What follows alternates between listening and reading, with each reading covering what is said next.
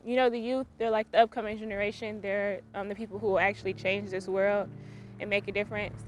And when like most of like the violence and stuff is in like communities where there's a lot of youth, it's good to put like the youth in the limelight just so people can actually see the true uncut, raw like footage of like how the youth are affected and stuff. Most times youth really are not at the table when it comes to like discussing problems and solutions. Usually there's people who are like on the outside who like to talk more about things that youth face, and it's not really like sustainable because many youth, like, they're not there to give their true like experiences to what these people are talking about. We need to listen to young people more because they are the future and they can really answer the problems that they face better, more clearly, and it'll be easier to reach them if we actually get them at the table and get like what they're trying to say. My name is Andriana Bynum. All right. And how old are you and what school do you go? I am 17 and I currently go to North High School. Taven Smith. My name is Glenda Young Shinnick. All right, everyone. I will go by my initials, which are OM. I'm 17 and I go to North High School in Minneapolis. Honestly, just working. I've been back and forth from Detroit and Minnesota, so I've been working out there. Out here, I don't really do too much out here, just hang out. I have lived in this neighborhood, I think, since I was 14 years old. And what neighborhood are we in? Cedar Riverside. My boyfriend did get shot in front of me through gang violence, violence. And that was a scary moment for me because, I had my siblings with me and anything could have happened at that point. If they didn't go, towards my boyfriend, or could have just been one of us. That's a scary moment. I don't think anybody want to be in that predicament or, just in that place in that certain time, because at this point with gun violence and violence how it is, don't nobody know when it's their last day, or they could just be at the wrong place at the wrong time. Yeah, living over north, me and my family have been affected by community violence. Honestly, some of it's been close, some of it hasn't. So it's like I've been affected, but it's different ways.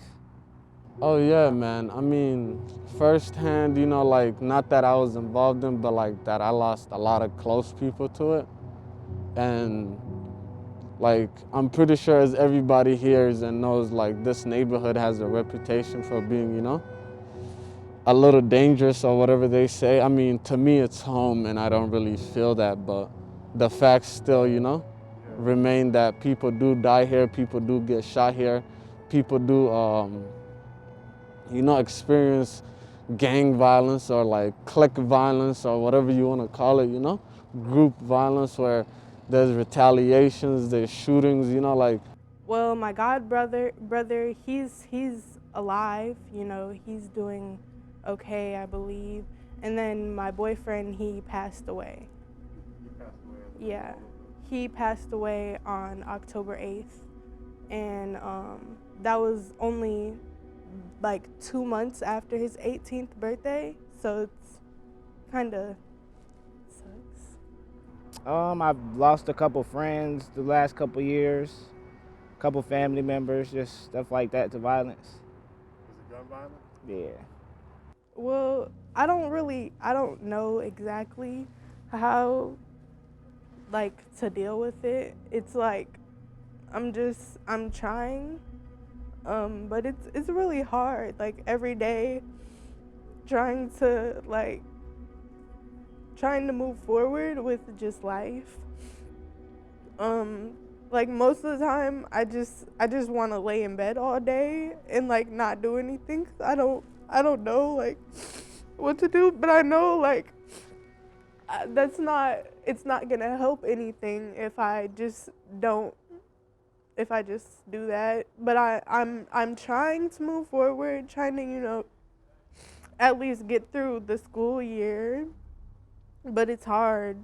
It's hard for me to do anything that has to do with, thinking or, actually doing and accomplishing anything is, hard. It's, everything feels pointless because, I just feel like no matter what, as I get older, things just get worse. So I don't know. It's crazy, like they say, you know, you never really know how close it is until it hits home, you know?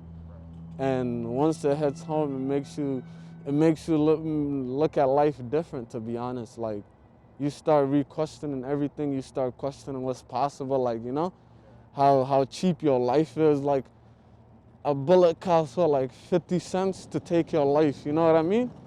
So it's like, if my life is worth like 50 cents, like what, you know, you start trying to see, like, you go either two of ways, you know? You either start appreciating life and you start trying to, you know, make the best of it and try to live the best of it, which I have been trying to do since then.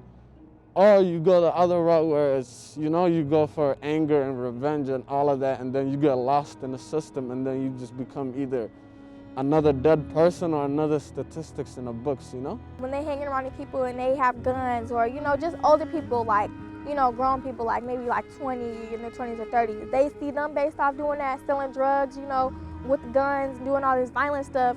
It influenced the little kids because that's what they grew up as. That's what they grew around. That's how they seen everything.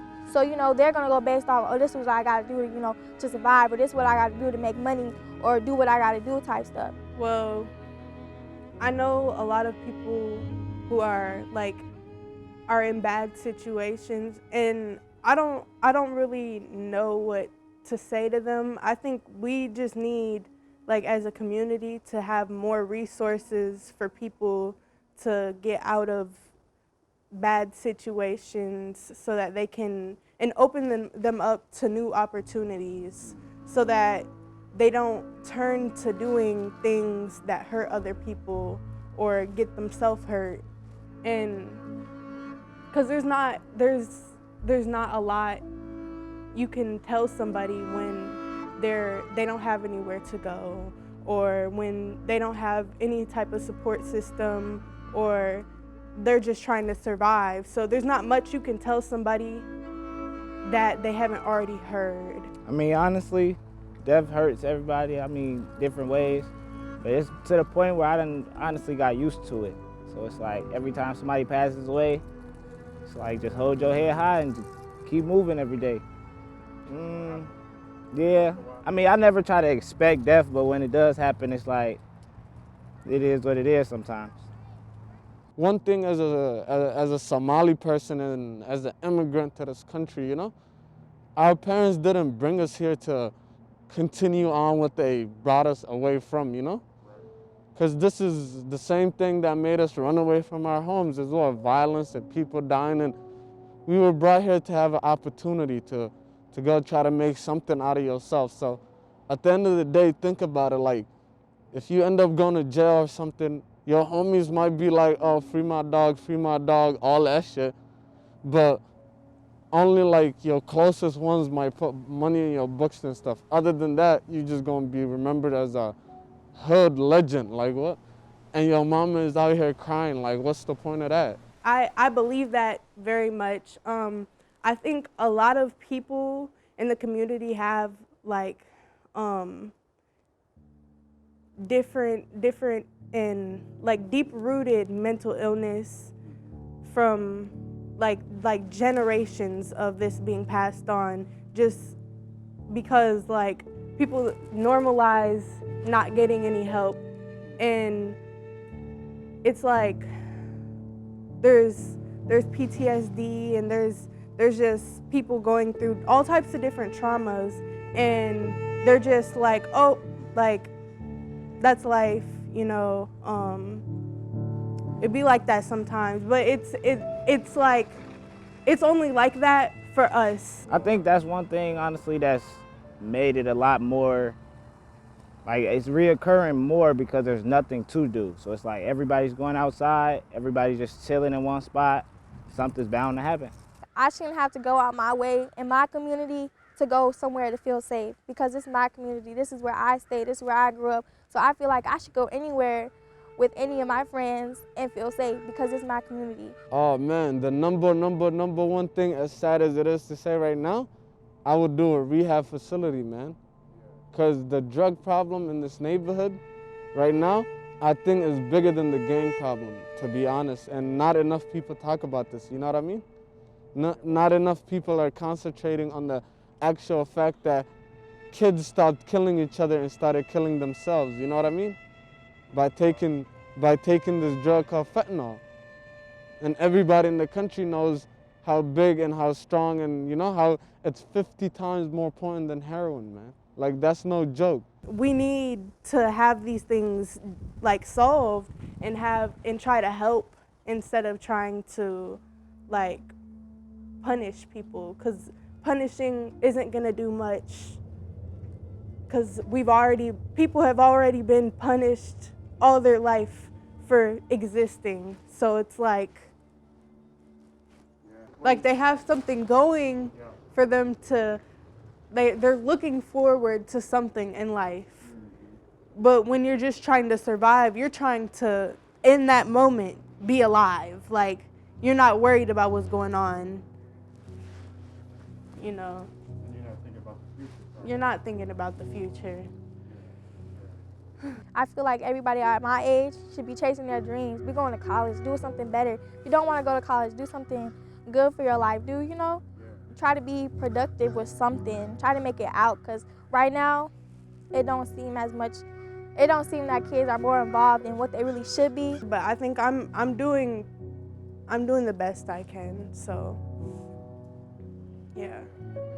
We need more like spaces and opportunities for the youth to go, so that they don't have to, turn to the streets or turn to being like not in a space where they feel supported or respected. Like, they feel like they have to go somewhere else to gain respect, with people who are around their age. Like, if there were like community centers or like programs that were geared more towards like teenagers, like in high school and after, I think that it would be like a different change.